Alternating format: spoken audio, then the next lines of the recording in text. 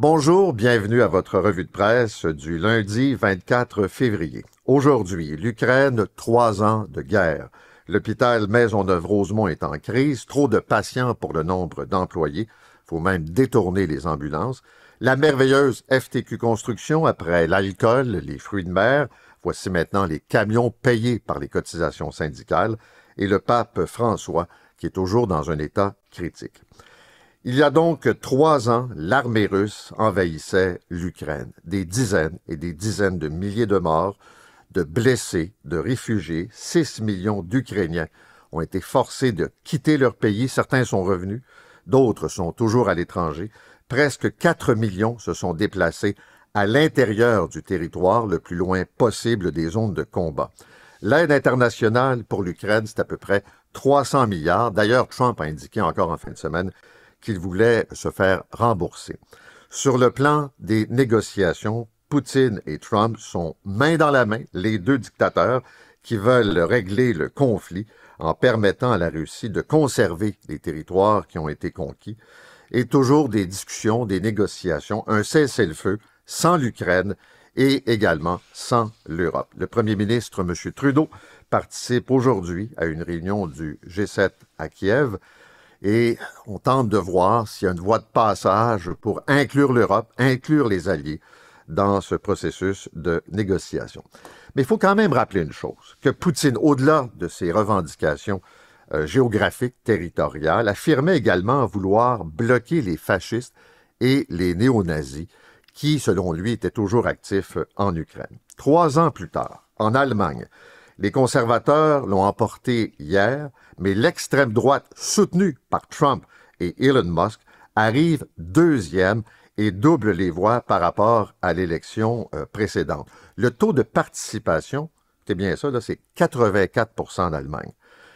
Je dois dire que ce qui me frappe depuis les derniers mois, c'est la banalisation du nazisme, de l'Holocauste, des horreurs des camps de concentration. Le mot nazi est lancé comme ça dans différents événements sur les réseaux sociaux, comme s'il n'y avait pas une portée, s'il n'y avait pas un passé très lourd de la Deuxième Guerre mondiale. Elon Musk, qui fait son petit salut nazi, un de ses protégés, un de ses sbires qui fait le ménage dans l'appareil administratif américain, qui se dit nazi, fier de l'avoir été avant que ça devienne cool, je reprends son expression.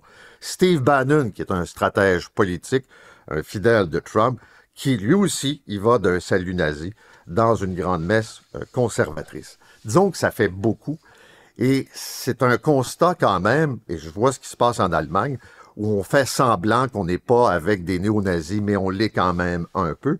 Je vous le disais, ce sont les conservateurs qui l'emportent, ils vont former le gouvernement, une coalition. Pense pas que l'extrême droite va en faire partie, mais c'est sûr que l'appui de Musk, l'appui de Trump, le contexte économique ont amené des gens à voter vers ce parti qui flirte avec ces idées d'extrême droite. D'ailleurs, le nouveau chancelier, Friedrich Merz, a dit qu'il avait l'intention de déployer des mesures contre les migrants, de baisser les impôts, de relancer l'économie en s'attaquant aussi à une réglementation qui est lourde et pesante.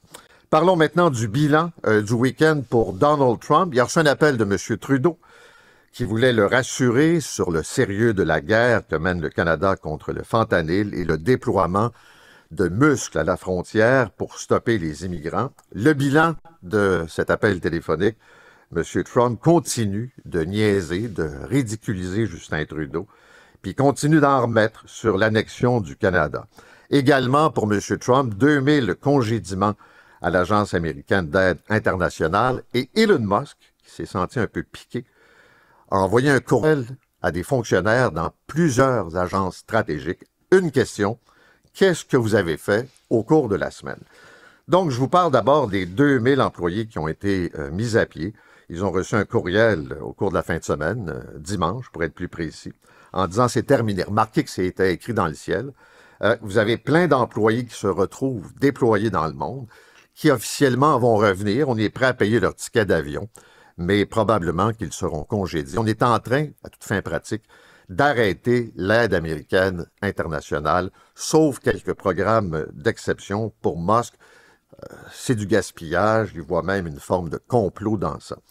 Mais le geste le plus important qui a été posé en fin de semaine, c'est d'abord Trump qui, quand on lui pose la question, trouve que Elon Musk fait du bon travail. Mais M. Trump dit, il me semble qu'il pourrait être un peu plus agressif. Elon Musk a entendu ça, et là, il a envoyé un courriel à des employés, à tous les employés de départements stratégiques. On parle du FBI, de la Défense, Secrétariat d'État, l'énergie, également le secteur de la santé, l'intelligence, le renseignement. Bref, un courriel où ça dit, en 5 points, dites-nous ce que vous avez fait au cours de la semaine. Si vous ne répondez pas, vous risquez d'être congédié. Eh bien, la riposte est venue de proches de M. Trump, des gens fraîchement nommés par l'administration qui ont dit « mais ça n'a pas de maudit bon sens ». Il y a même un haut dirigeant du département de la Défense qui a envoyé une note à l'ensemble des employés. Le directeur du FBI, c'est un chouchou, c'est un poulain de Trump qui a dit « non, on ne répond pas à ça, il y a des informations classifiées, il y a des informations hautement confidentielles. On ne peut pas écrire, par exemple, qu'au FBI, on est en train d'enquêter sur un tel. On a une opération qui est en cours. » Et là, Musk dit, ben non, je ne veux pas avoir des informations précises. Je veux savoir ce que vous faites. Est-ce que votre poste est encore utile? Donc, il y a un blocage actuellement dans la machine. Puis, je ne suis pas en train de vous dire qu'il n'y a pas du gras, qu'il n'y a pas de la bureaucratie, qu'il n'y a pas des gens qui font rien, comme dans toutes les méga-structures. Mais je rappelle que c'est la façon de faire de Musk, c'est aussi le fait qu'il dégouline de conflits d'intérêts et que chacune de ses décisions est prise en fonction de son intérêt personnel et de l'intérêt de ses entreprises. Cette semaine, on va voir le bilan des banques canadiennes. Habituellement, c'est la pluie des milliards de profits. La différence, c'est évidemment, je dirais, une forme de tension, d'insécurité. Qu'est-ce que Trump va faire avec les tarifs? Ça s'en vient quand même assez rapidement. Donc, on craint un impact économique défavorable pour le Canada. Des gens qui commencent à avoir de la difficulté face à leurs obligations. Il y a des pertes d'emplois potentielles. Maintenant, parlons de l'hôpital Maisonneuve-Rosemont. C'est pas la première fois. C'est un hôpital qui est en crise. C'est un vieil hôpital qui a été négligé pendant des années par tous les partis qui sont passés au pouvoir. Finalement, il y aura un nouvel hôpital, mais l'urgence a craqué encore en fin de semaine. Et en un mot, il y a trop de patients pour le nombre d'employés. Les informations sont floues. Ce que l'on sait, c'est qu'on a dû prendre des mesures pour limiter le nombre de patients à l'hôpital. Ça veut dire, entre autres, détourner les ambulances vers d'autres centres hospitaliers. Il y avait 47 patients sur civière sur une possibilité de 54 dimanche soir. On monte les patients sur les étages. On doit sans doute les stationner quelque part dans les corridors. Et là, je ne veux pas partir une guerre de chiffres, mais je trouve ça quand même étonnant. Si c'est vrai, là, selon un membre du personnel de l'hôpital, peut-on lire dans la presse aujourd'hui, il n'y avait que 2 infirmières attitrées aux patients vendredi soir, alors qu'il y en a généralement entre 14 et 18. Lorsque les équipes ont vérifié les feuilles pour la nuit de dimanche, elles se sont rendues compte que même si tous ceux qui étaient là de soir restaient la nuit, le personnel serait insuffisant pour le nombre de patients. Ça n'a pas de maudit bon sens. Et ça prouve, encore une fois, puis c'est la grippe, puis c'est un taux très élevé de patients dans les salles d'urgence. D'ailleurs, pour ce qui est de Maisonneuve-Rosemont, quand vous regardez l'achalandage, c'est en augmentation par rapport à l'an dernier, 8% de visites de plus. Puis en même temps, on est en train de couper 1,5 milliard dans le réseau de la santé. J'attire votre attention sur ce reportage dans la presse qui dure depuis quelques jours sur le système de santé en Suède. Suède, ça ressemble beaucoup au Québec. Les Suédois paient énormément de taxes. Il y a un vieillissement de la population, puis il y a un service public de santé. C'est intéressant parce qu'on voit les différences. On voit qu'ils ont pris de l'avance. On voit aussi que c'est décentralisé. On voit également que les gens doivent payer. Et j'attire votre attention là-dessus. Pourquoi? Parce que souvent au Québec, il y a des débats qu'on refuse de faire. sais, on aime mieux se bercer avec l'idée que le système public, gratuit, peut tout couvrir. C'est vrai que ça prend du temps, mais c'est mieux que de payer. En Suède, là, puis on n'est pas là aux États-Unis, là. En Suède, les gens doivent payer, quand ils vont chez le médecin, 35 $ de la visite. Appelez ça un ticket modérateur, sauf pour les enfants et les personnes âgées. Puis il y a un plafond qui représente à peu près 180 $. Autrement dit, si vous avez une maladie chronique et que vous devez voir votre médecin souvent, ben vous n'aurez pas à débourser plus que l'équivalent de 180 $ par année. Puis la question que je vous pose ce matin, seriez-vous prêt à payer ce montant-là pour avoir un accès plus rapide à un professionnel de la santé? Je dis un médecin, mais là-bas aussi, on fait affaire avec d'autres professionnels, notamment des infirmières. Puis si vous allez à l'urgence, ben vous allez payer quand même plus cher. Puis je vous donne un cas ce matin, puis vous allez me dire une anecdote, mais au nombre d'anecdotes qu'on retrouve, ça commence à faire une histoire. Puis pour beaucoup de gens, c'est pas nouveau ce que je vais vous raconter. Ça se passe le 20 février. C'est une femme qui doit se faire opérer. Une chirurgie mineure, c'est une masse non dangereuse dans son dos. Et l'intervention est prévue le 20 février à l'hôpital Fleury. Alors, le couple s'organise. Monsieur prend congé et devance des périodes de vacances pour pouvoir s'occuper de sa femme durant la convalescence. Ils ont 3 enfants. Ils demandent aux parents de s'en occuper, à leurs parents. Tout ça, on se prépare pour la chirurgie. La veille, on téléphone en disant « Soyez à jeun, présentez-vous à 8 heures demain ». Une fois sur place, on leur dit que l'opération est prévue pour 14 heures, mais si l'opération n'a pas eu lieu avant 15 heures, elle sera annulée. C'est un bel accueil, hein? Mais on espère que tout ça va se dérouler. 12h30, finalement, il y a un préposé qui amène madame à la salle d'opération. Et là, on la stationne pendant près d'1 heure. Il faut préparer le bloc opératoire. Finalement, 13h30, on lui dit que l'opération est annulée parce qu'il y a un patient avec un abcès qui doit être opéré d'urgence. Pour l'hôpital, c'est normal là, parce que c'est tous les jours où il y a des annulations comme ça de dernière minute, où les gens sont organisés, ils ont pris congé, ils se sont présentés. On parle beaucoup des no-shows, là, mais il y en a qui se présentent à l'hôpital puis qu'on revire de bord comme des crêpes. Et ce qui est un peu troublant, c'est qu'à chaque fois qu'on soulève ces questions-là, ben là, le gouvernement a dit oui, on tente de trouver un accord avec les médecins spécialistes. Là, si on parle de chirurgie, les médecins disent on est prêt à continuer, on a même dégagé de l'argent pour ça. Tu sais, c'est du blabla, là, mais finalement, il y a encore au Québec des patients qui, parce qu'à 1h30, 2h l'après-midi, on n'a pas de personnel, on n'a pas de temps à payer, puis arrangez-vous, puis vous reprendrez une autre journée de congé, puis vous ferez garder encore vos enfants pour revenir une nouvelle fois à l'hôpital en espérant que cette fois-là soit la bonne. Laissez-moi vous parler maintenant de la merveilleuse FTQ Construction. Le Journal de Montréal nous dit ce matin qu'il y a une flotte de camions flambant neufs à la FTQ pour les boss syndicaux et pas des petits véhicules. Là. On parle de camions qui coûtent près de 80 000 $ l'unité. Ce sont des Ram 1500 avec des options, notamment pour le directeur général du syndicat, Éric Boisjoli. Là, tu te dis, il y en a combien de ces camions-là exactement? Au moins 13 camions depuis 2021 ont été achetés. On change les véhicules aux 2 ans et ces employés exercent des activités syndicales à temps plein et ils ne travaillent pas sur des chantiers de construction. Alors, le journal est allé comparer avec d'autres syndicats. À la CSD Construction, aucun véhicule, on paye le kilométrage. À la CSN, même affaire, il n'y a aucun véhicule, on paye le kilométrage. Puis à l'Inter, ils ont 4 petits véhicules de moins de 50 000 $ qui sont fournis aux employés qui doivent faire beaucoup de déplacements. Mais tu te dis, mais pourquoi la FTQ paierait des gros trocs à ses dirigeants? La réponse de la FTQ, c'est normal, ça fait partie des avantages quand on est un élu syndical. Puis en même temps, il ne faut pas oublier là, que quand c'est pris à des fins personnelles, ils doivent quand même payer, etc. C'est n'importe quoi. C'est n'importe quoi.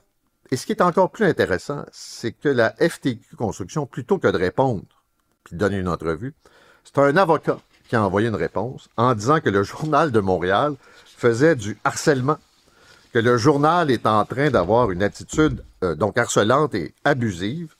Vous soulevez encore une fois la question des politiques internes de remboursement de dépenses. Donc, nous allons peut-être vous poursuivre si vous continuez. Vous allez recevoir une mise en demeure de cesser ces actions de nature harcelante. On pourrait intenter des procédures judiciaires sans autre avis ni délai. Excuse-moi, là, mais le Journal de Montréal fait sa job.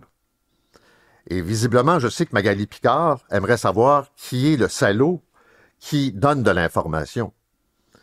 Je parle quand même de cotisation syndicale, de l'argent des membres. Puis est-ce que l'argent des membres doit servir à payer des scotch, des crevettes, du homard, puis un Ram 1500 aux dirigeants syndicaux? C'est ça la question. Alors, au lieu de s'exciter de savoir pourquoi c'est sorti, il y a peut-être un petit ménage interne, ou bien, il faut admettre que depuis l'époque de la commission Charbonneau, puis de Jocelyn Dupuis, la FTQ Construction n'a pas tellement changé. Parlons maintenant de la tragédie de la garderie de Laval. 2 enfants morts, 6 enfants blessés.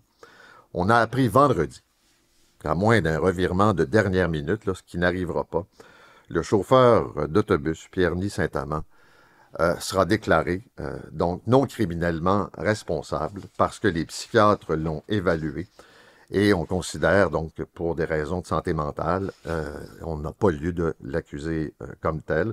Il va être placé dans un institut psychiatrique et puis il va être donc remis selon la volonté de ce qu'on appelle la commission des troubles mentaux. Est-ce qu'on le garde? Est-ce qu'on le sort après combien de temps? Vous comprendrez la réaction des parents qui, depuis 2 ans, attendent de savoir qu'est-ce qui s'est passé et qu'est-ce qui va arriver avec le responsable de la mort de ces enfants puis de tous ces enfants qui ont été blessés. Les psys disent, puis les psys de la Défense et de la Couronne, il était dans un état de psychose. Il ne savait pas ce qu'il faisait. Mais pourquoi il était dans un état de psychose? On va obtenir les détails, j'imagine, au moment de l'exposé des faits. J'espère juste que ce ne sera pas bâclé. J'espère juste que les parents et le public en général aura droit à une version complète sur ce qui s'est passé ce matin-là.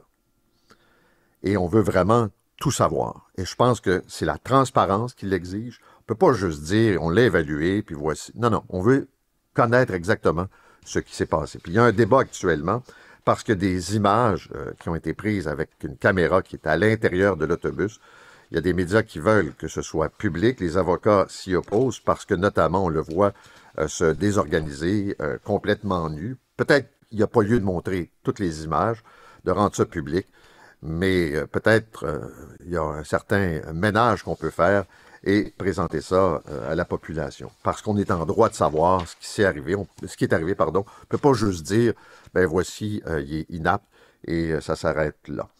Compression budgétaire dans les écoles. On parlait du réseau de la santé tantôt. Ben, la presse nous dit ce matin que les travaux dans plusieurs écoles, puis des travaux là, qui sont attendus depuis longtemps, ont été mis en pause. Ça, c'est l'expression officielle pour dire ben, ce qui devait commencer comme travaux cette année, c'est reporté. Le pape François, qui est toujours dans un état critique, hospitalisé pour une pneumonie, sa situation ne s'est pas détériorée, mais ne s'est pas améliorée non plus. Et s'ajoute au problème pulmonaire une insuffisance rénale. Je vous rappelle qu'il a 88 ans et qu'il a des ennuis de santé depuis un certain temps, ce qui fait qu'à Rome, et je dirais dans l'Église catholique, on commence de plus en plus à spéculer sur le conclave, qui va le remplacer comme pape. C'est malheureusement sans doute une question de temps. Et à cet égard, si vous avez envie d'une distraction, il y a le film Conclave qui montre justement comment ça se passe, le choix d'un pape. Quelles sont les tractations entre les différents cardinaux et leurs alliés. C'est un des films qui a été primé beaucoup jusqu'à maintenant et qui se retrouve dans la course aux Oscars. Et puis je vous parle, c'est dégueulasse, je vous préviens, là, mais c'est le procès d'un médecin, un chirurgien, qui a abusé, tenez-vous bien, de 299 enfants en profitant de son statut de médecin. Il s'appelle Joël Le Skwarnek, chirurgien, spécialisé avec les enfants.